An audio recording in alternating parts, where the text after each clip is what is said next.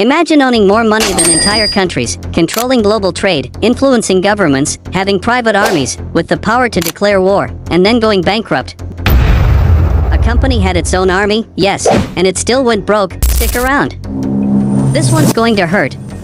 This company was worth more, adjusted for inflation, than Apple, Google, and Saudi Aramco combined. This is a company's money? Not a country's, same thing. Basically, that was the problem. This is the story of the Dutch East India Company, the VOC, founded in 1602. Dead by 1799. I'm listening.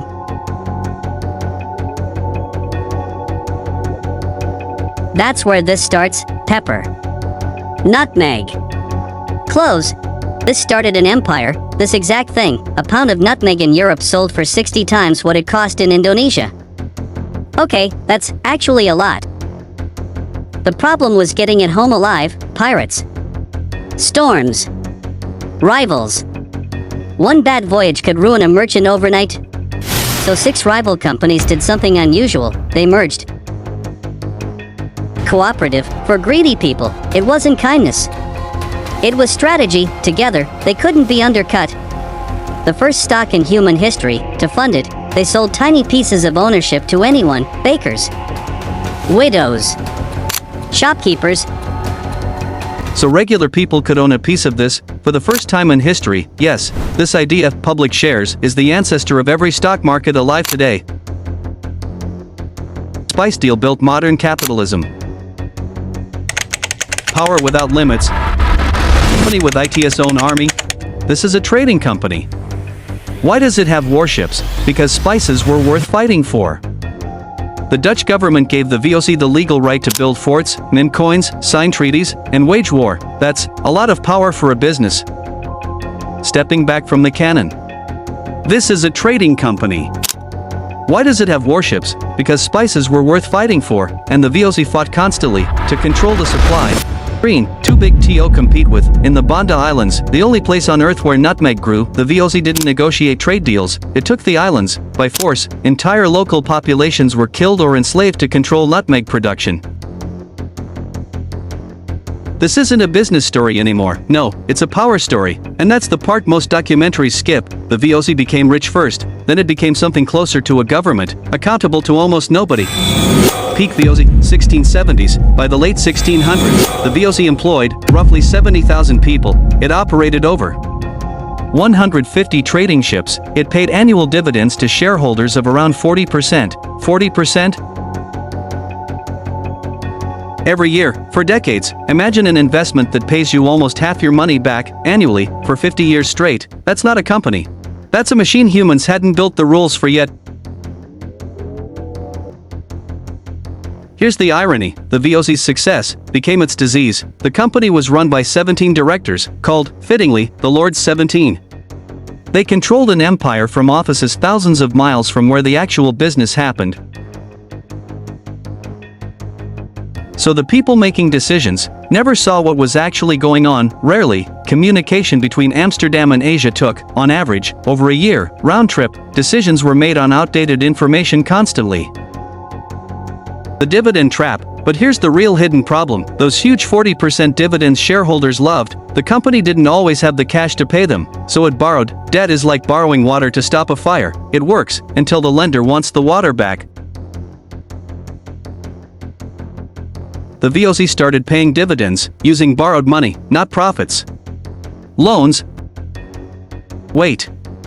They were paying investors with debt, pretending it was profit, exactly. And for over a century, nobody outside the company really knew. Corruption at every level. Local VOC employees in Asia were notoriously underpaid. So many simply stole, smuggled goods, falsified records, sold company property privately. Historians estimate corruption drained the company for decades, quietly, before anyone in Amsterdam noticed the bleeding. This feels like a terrible idea. Nobody listened, because the dividends kept coming. And when the money keeps flowing, nobody asks where it's really coming from.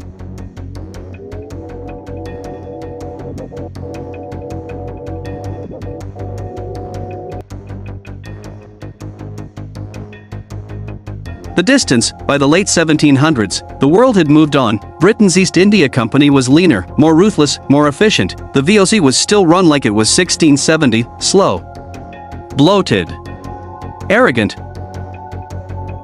They're still acting rich, while everyone else gets stronger. Pride is expensive. The VOC found that out the hard way. The Fourth Anglo-Dutch War, 1780, then came the war that broke everything. The Dutch fought the British, and lost badly. The VOC ships, the literal source of its wealth, were sunk or captured by the dozens. Trade routes, the company's entire reason for existing, were strangled. Where did all the ships go? The mascot asks quietly. Burned. Sunk. Gone, along with most of the company's remaining wealth. The debt becomes unfixable. By the 1780s, the VOC's debts had ballooned to roughly 219 million guilders. To put that in perspective, that's larger than the entire annual budget of the Dutch Republic itself. A single company owed more than its own country could spend in a year. How does a company owe more than its government? By pretending, for over 100 years, that the problem would fix itself. It never did. The collapse. 1796, the bailout.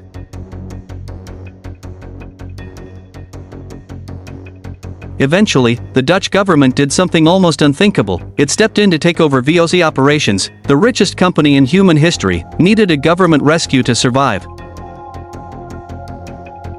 The company became richer than governments, then it needed governments to save it. History has a strange sense of humor. 1799, the END. On December 31, 1799, the Dutch East India Company was formally dissolved. Its remaining debts and territories were absorbed by the Dutch government. The most valuable company that had ever existed ended not with an explosion, but with quiet paperwork.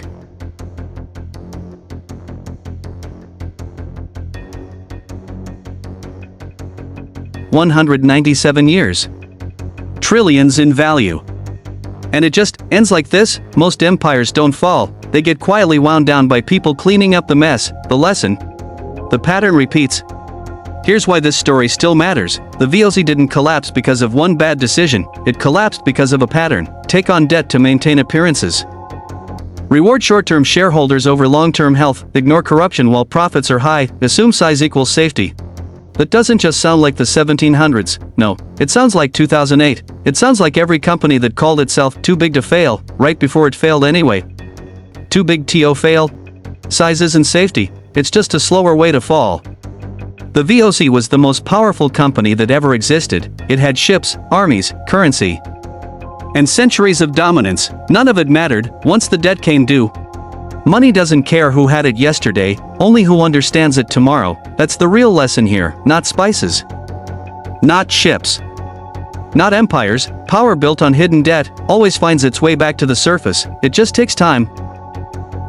Because the next great collapse may already be happening, quietly, right now, in a boardroom nobody's watching. Will you notice it before it's too late?